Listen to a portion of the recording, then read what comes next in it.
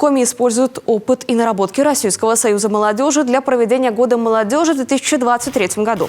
Вопросы сотрудничества и реализации молодежной политики в регионе обсудили глава республики Владимир Уйба и председатель Российского союза молодежи Павел Краснорудский. Республика Коми – замечательный край, но в первую очередь он, конечно, замечателен нашими людьми и нашей молодежью.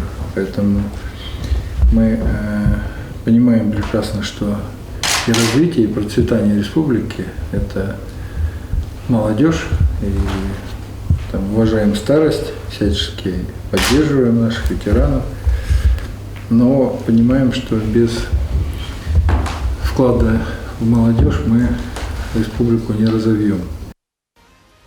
Важно поддерживать и развивать молодежные инициативы, проекты и программы.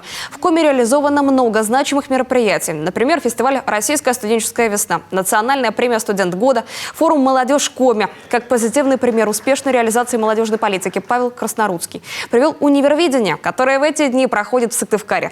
Это наша такая ответочка Евровидению, да, которые пытаются запретить культуру, запретить русские песни, запретить наши традиции.